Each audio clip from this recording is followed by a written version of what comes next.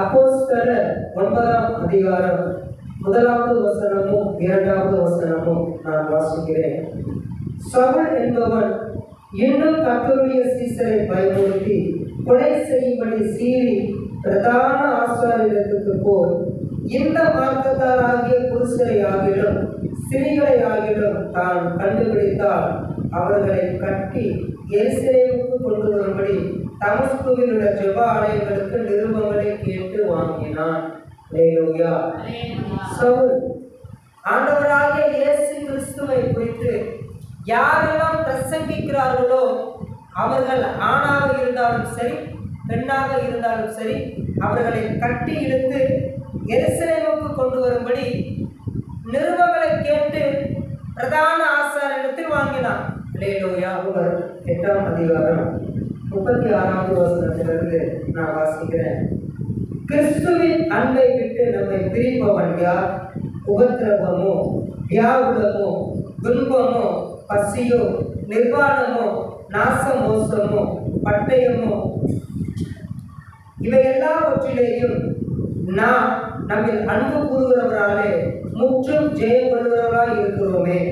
மரணமானாலும் ஜீவனானாலும் தேவதூதர்களானாலும் அதிகாரங்களானாலும் வல்லமைகளானாலும் நிகழ்காரியங்களானாலும் வரும் காரியங்களானாலும் உயர்வானாலும் தாழ்வானாலும் வேறெந்த சிருஷ்டியானாலும் நம்முடைய கர்த்தராகிய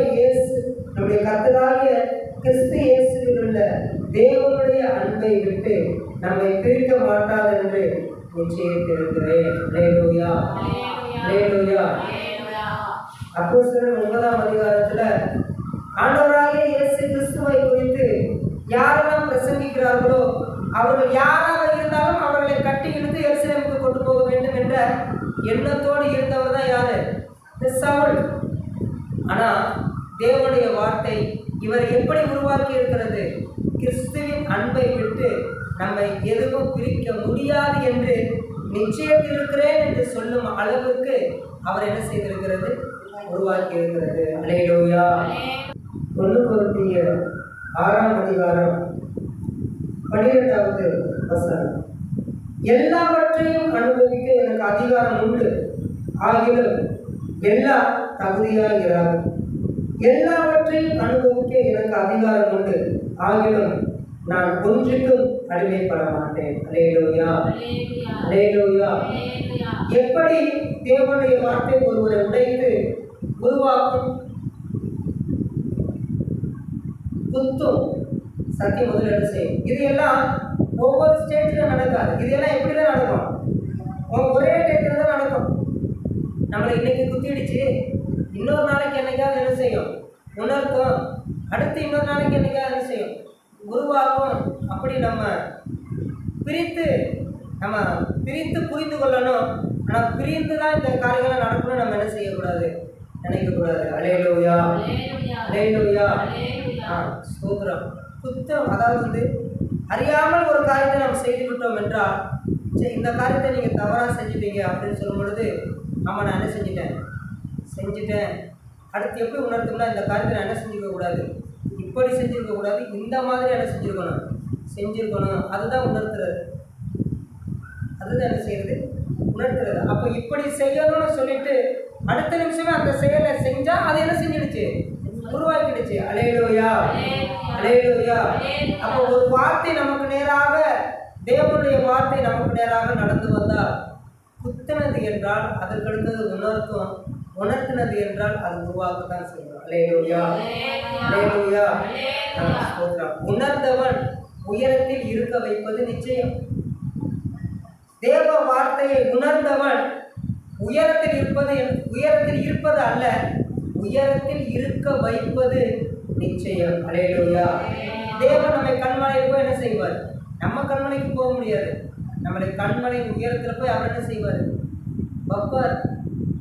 நம்ம ஊழியம் செய்ய முடியாது, நம்மை ஊழியம் செய்ய வைப்பார். அல்லேலூயா. நாம் மற்றவர்களுக்கு கொடுக்க முடியாது, நாம் கொடுக்க அவர் வைப்பார். அல்லேலூயா. அல்லேலூயா. அப்ப தேவனுடைய வார்த்தை குத்தும், உணர்த்தும், உருவாக்கும். இது எல்லாம் ஒரே ஒரே நிகழ்வு தான் நம்மளுக்கு ஆண்டவர் கற்றுக் கொடுத்திருக்கிறார்ல. ஞானஸ்நானம் ஒருவன் ஜலத்தினாலும் ஆவினாலும் பிறவாவிட்டால் தேவனுடைய ராஜ்யத்தில் என்ன செய்ய முடியாது, பிரவேசிக்க முடியாது அப்படின்னு யோவான் 3ஆம் அதிகாரத்தில் வசனம் இருக்கு. அதை எடுத்து வாசிப்போமா? இது ஒரு உதாரணத்துக்கு தான். யோவான் 3ஆம் அதிகாரத்தில்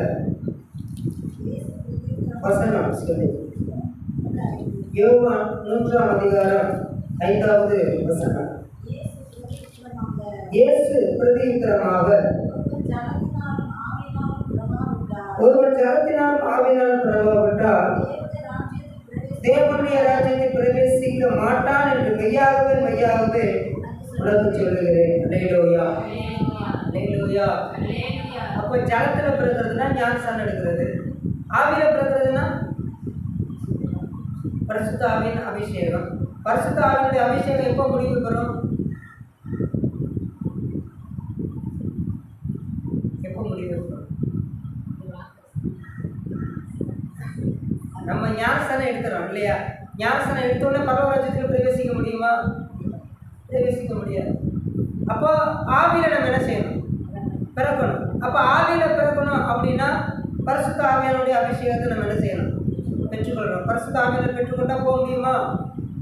வேற என்ன செய்யணும்? 2 தானே போட்டிருக்கு. ஞானஸ்நானம் எடுத்தாச்சு, அப்புறம் பரிசுத்த ஆவியான அபிஷேகத்தை பெற்றாச்சு.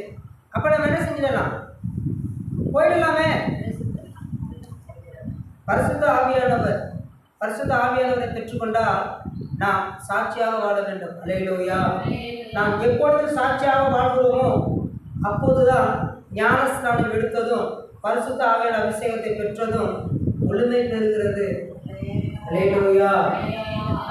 சில பேர் ஞானஸ்நானம் எடுக்காமலே பரிசுத்த ஆவியானவரை பெற்றுக்கொள்கிறவர்களும் என்ன செய்கிறார்கள்? இருக்கிறார்கள் தானே. அதற்கு பிறகு ஞானஸ்நானம் எடுக்கிறார்கள். எடுக்கலாம். இது 2 மட்டும் போதாது. இது 2ம் கொடுக்கப்பட்டதுக்கு காரணம் ஆண்டவராகிய இயேசு கிறிஸ்துவனுடைய வார்த்தைக்கு நம்ம சாட்சியாக என்ன செய்யணும்? வாழணும். பவுல் சொல்றார் பாருங்க, சவுலாக இருந்த பவுல் சொல்லுகிறார், எதுவும் கிறிஸ்துவின் அன்பை விட்டு என்னை பிரிக்க மாட்டாது. அல்லேலூயா. அவர்கள் செய்யலாம், நான் இதை செய்யக்கூடாது. இதுதான் உணர்வு. இப்ப நம்ம என்ன செய்யறோம்? அவங்கெல்லாம் செய்யறாங்க, நாங்க மட்டும் இதை செய்யக்கூடாது. இல்லை, செய்யக்கூடாது. நம்ம என்ன ஜாதியா இருக்கிறோம்? பரிசுத்த ஜாதியா இருக்கும். இந்த உலகத்தில் இருக்கிற எல்லா ஜனங்களையும் உருவாக்கினவர் நம்ம தேவன் தான். ஆனால் அது பரிசுத்த ஜனமாக நம்மை பிரித்து இருக்கிறார். அல்லேலூயா. அப்ப நம்மை சத்தியம் அறிந்தவர்கள் குத்தும், ஓயாம குத்தாது. ஓயாம என்ன செய்யாது? குத்தாது. அடுத்து உணர்த்தும். இப்படி செய்ய வேண்டிய காரியத்தை இப்படி நம்ம என்ன செஞ்சிட்டோம்? செஞ்சுட்டோமே. இப்படி நம்ம என்ன செஞ்சிருக்க கூடாது? செஞ்சிருக்கோம். அப்புறம் என்ன? வேற மாதிரி அதை என்ன செய்யணும்? செய்யணும். அதுதான் நம்ம என்ன செய்யாது? உருவாக்கணும். அல்லேலூயா, அல்லேலூயா.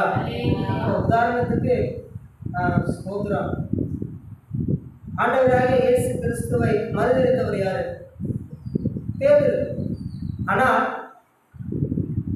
அந்த 3 முறை சேவல் கூவினதுக்கு பின்பு இயேசு கிறிஸ்து அவரை பார்க்கிறார். உடனே அவருக்கு என்ன செஞ்சிடுச்சு? வார்த்தை நினைவுக்கு வந்து மனம் கசந்து அவர் என்ன செய்ய ஆரம்பிச்சிட்டாரு? அழுக ஆரம்பிச்சிட்டாரு. அப்படின்னா என்ன? அவருக்கு குத்திடுச்சு, நம்ம பண்ணது தப்பு பண்ணிட்டோம் அப்படின்னு அவர் உணர்ந்துட்டாரு. இனிமேல் இப்படி நம்ம என்ன செய்யக்கூடாது? செய்யக்கூடாதுன்னு ஒரு முடிவு எடுத்ததுனால தான் மறுபடியும் எந்த இடத்துலையும் அவர் இயேசு என்ன செய்யவே இல்லை, மறுதளிக்கவே இல்லை. அல்லேலூயா, அல்லேலூயா.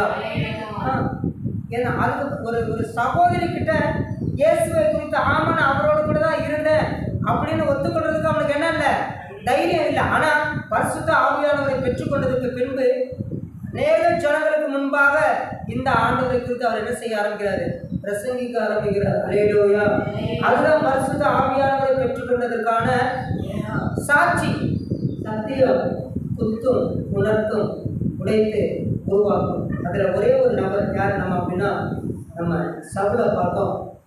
சவுல் தேவனுடைய சத்தியத்தை அறிந்ததற்கு பிறகு அவர் பவுலாக மாறிட்டார்.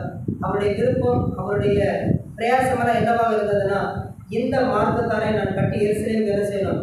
கொண்டுட்டு போகணும். அது ஆணாக இருந்தாலும் சரி, பெண்ணாக இருந்தாலும் சரி, யாரையுமே தயவு பார்க்காம இரக்கம் காட்டாம நான் அவங்களை என்ன செய்யணும், கொண்டுட்டு போய் கட்டி எருசலேமுக்கு கொண்டுட்டு போன நினைச்சிட்டு வந்தவர் பிறகு சத்தியம் அறிந்து கொண்டதற்கு பிறகு அவர் எப்படி உருவாகி இருக்கிறார் என்றால், கிறிஸ்துவின் அன்பை விட்டு எதுவுமே என்னை என்ன செய்யாது, பிரிக்காது என்று நான் நிச்சயத்திருக்கிறேன் என்று சொல்லும் அளவிற்கு அவரை இந்த தேவனுடைய வார்த்தை என்ன செய்திருக்கிறது, உருவாக்கி இருக்கிறது. அல்லேலூயா, அல்லேலூயா.